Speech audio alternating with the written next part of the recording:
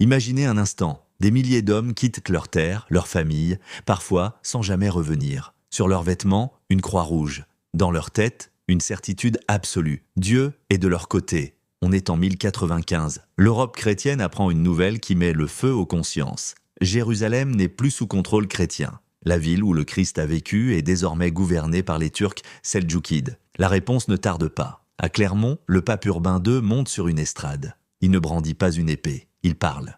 Et ses mots font plus de dégâts que n'importe quelle armée. Il promet le pardon des péchés, il promet le paradis, il promet la gloire. Ce jour-là, sans vraiment le mesurer, l'Occident chrétien lance l'une des plus longues et des plus sanglantes entreprises militaires de son histoire. 2 siècles de guerre, des villes rasées, des massacres au nom de Dieu, ce sont les croisades. Et ce qu'on va voir ensemble est beaucoup plus dérangeant que la version simplifiée qu'on raconte souvent. Mais attention, ne nous y trompons pas. Si la religion constitue le moteur apparent de ces expéditions, la réalité est bien plus complexe. Un cocktail explosif. Foi, pouvoir et argent. Derrière la croix rouge cousue sur les tuniques des guerriers se cachent des motivations multiples, parfois contradictoires, souvent entremêlées. La dimension spirituelle d'abord est indéniable. L'Église présente ces expéditions comme un pèlerinage armé, une œuvre de salut. Prenez la croix et vos péchés seront pardonnés. Mourez en terre sainte et le paradis vous est garanti. Pour les populations médiévales, profondément croyantes, cette promesse a un poids considérable. Des milliers d'hommes, du simple paysan au puissant seigneur, sont prêts à tout quitter pour cette quête sacrée. Mais regardez de plus près, dans les châteaux et les cours seigneuriales, voyez ces nobles, ces chevaliers qui affûtent leurs épées. Pour beaucoup d'entre eux, les croisades représentent de bien plus qu'une mission divine.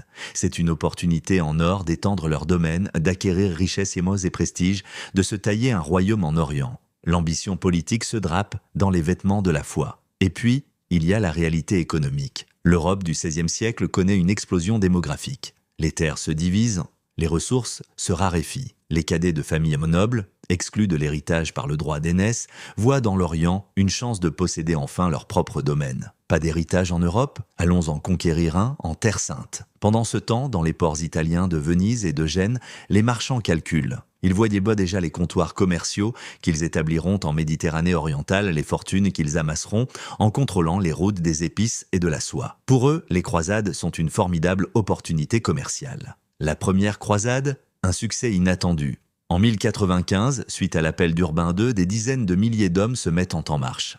C'est un spectacle extraordinaire. Une armée hétéroclite de chevaliers, de soldats, de pèlerins traversant l'Europe en direction de l'Orient. Le voyage est éprouvant. 3 longues années de marche, de combats, de privations. Beaucoup meurent en chemin, de maladies, d'épuisement ou sous les coups de l'ennemi. Mais contre toute attente, en juillet 1099, les croisés parviennent aux portes de Jérusalem. Ce qui suit est un assaut d'une violence inouïe. Les murs sont franchis, la ville est prise, le massacre qui s'ensuit marquera les mémoires pendant des siècles. Les chroniques médiévales parlent de rues ruisselantes de sang, de tueries aveugles touchant musulmans, juifs et même certains chrétiens orientaux. Mais pour les croisés victorieux, c'est un triomphe. Jérusalem est reconquise.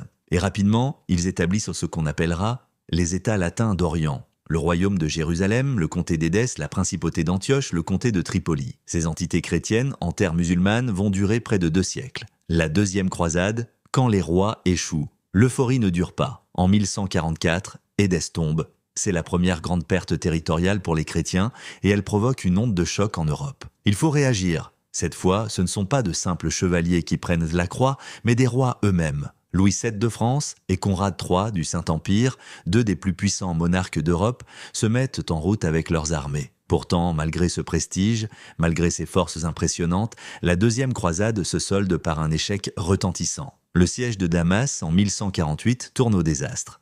Les armées chrétiennes doivent se battre en retraite, humiliées. Cet échec révèle quelque chose d'inquiétant pour les chrétiens. Les forces musulmanes s'organisent, s'unifient, des leaders charismatiques émergent, comme Nur ad-Din, qui jette les bases de la résistance, et bientôt, un nom va résonner avec encore plus de force dans toute la chrétienté. Saladin.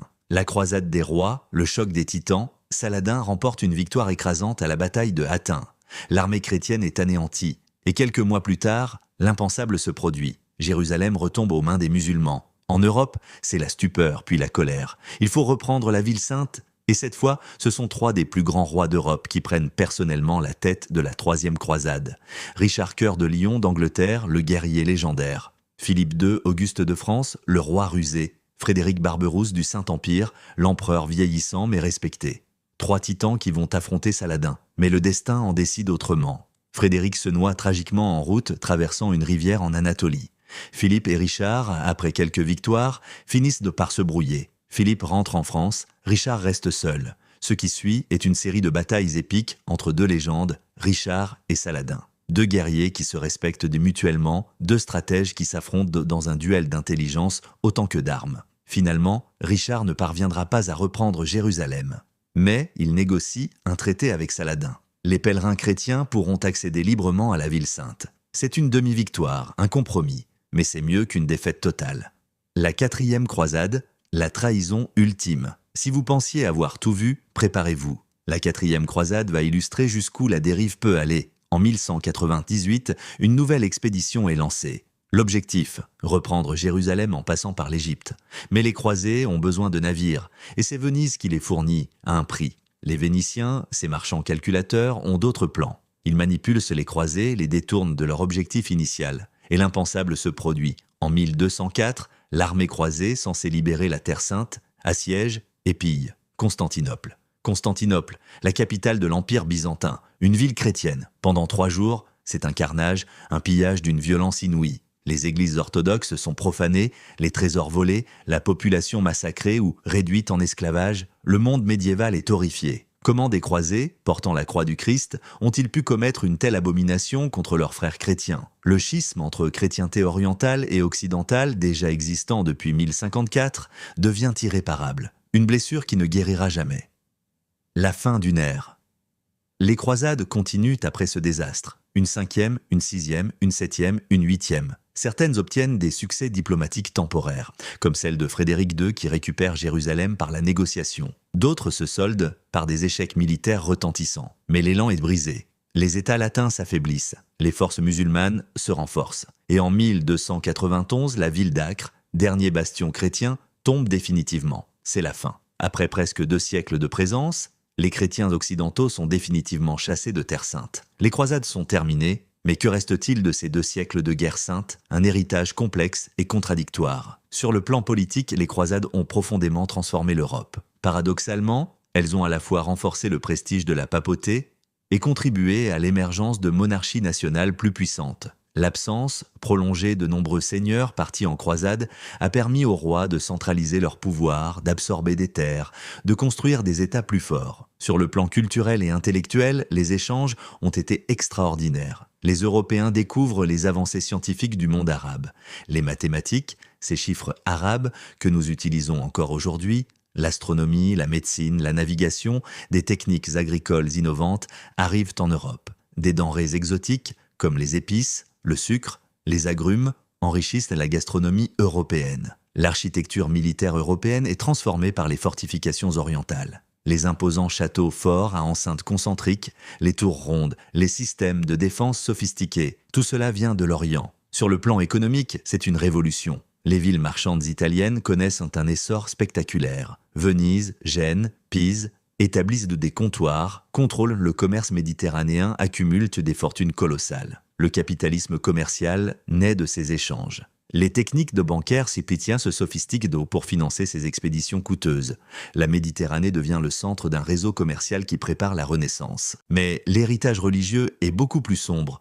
Les croisades ont intensifié dramatiquement les antagonismes entre christianisme et islam. Les massacres perpétrés de part et d'autre ont laissé des cicatrices profondes dans les mémoires collectives. Un héritage de méfiance, de peur, d'hostilité qui résonne encore aujourd'hui. En Occident, les croisades ont forgé une identité chrétienne européenne unifiée face à l'autre musulman. Elles ont donné naissance aux ordres militaires religieux comme les Templiers et les Hospitaliers, ces moines guerriers qui incarnent la fusion troublante entre idéaux spirituels et vocations militaires. Sur le plan humain, le coup est effroyable, des centaines de milliers de morts de tous côtés, des populations entières déplacées, des familles brisées, des nobles ruinés, ayant vendu leurs terres pour financer leur participation, des opportunistes enrichis sur le dos de la misère des autres. Et n'oublions pas les victimes collatérales, les communautés juives d'Europe, massacrées par des croisés qui se retournaient contre elles avant même d'atteindre la Terre Sainte. Des pogroms terribles, annonciateurs de futures tragédies.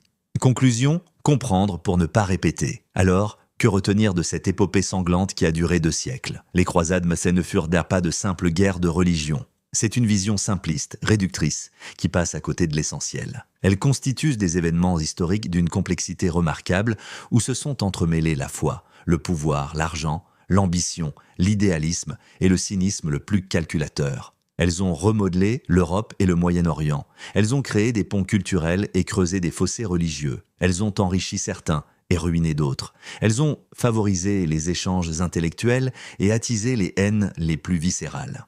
Et il est crucial aujourd'hui de comprendre une vérité historique fondamentale qui est souvent occultée ou déformée. Les croisades furent bel et bien lancées par les chrétiens d'Occident. Certains font aujourd'hui l'amalgame dangereux entre croisades et djihad, suggérant une équivalence ou une symétrie qui n'existe pas historiquement. Le djihad, concept complexe de l'islam avec de multiples interprétations, préexistait aux croisades. Mais les croisades, elles, furent des guerres offensives initiées spécifiquement par la chrétienté occidentale pour reconquérir des territoires. Ce n'est qu'après le déclenchement des croisades que le djihad défensif fut mobilisé par les musulmans pour résister à ces invasions. Cette distinction n'est pas un détail technique. Elle est essentielle pour éviter les manipulations historiques qui, encore aujourd'hui, alimentent incompréhension et conflits. Reconnaître qui a initié quoi, dans quel contexte, avec quelle motivation réelle, c'est le devoir de l'historien et du citoyen éclairé. Leur héritage continue d'influencer les relations entre Orient et Occident. Les symboles croisés sont encore brandis, pour le meilleur et pour le pire. Les blessures mémorielles ne sont pas totalement cicatrisées. C'est pourquoi comprendre les croisades dans toutes leurs nuances, leur complexité, leurs contradictions, demeure essentiel. Non pas pour juger, non pas pour condamner ou glorifier, mais pour comprendre comment nous en sommes arrivés là, pour saisir les dynamiques historiques qui ont façonné notre monde actuel. Car ceux qui ignorent l'histoire sont condamnés à la répéter, et face aux simplifications dangereuses, aux instrumentalisations politiques, aux fantasmes identitaires qui prospèrent sur l'ignorance, la connaissance historique rigoureuse est notre meilleure arme. Et maintenant, j'ai une question pour toi, et je veux une vraie réponse en commentaire. Les croisades étaient-elles avant tout une guerre de foi ou une guerre d'intérêt déguisée? Et surtout, penses-tu que leur héritage influence encore le monde d'aujourd'hui?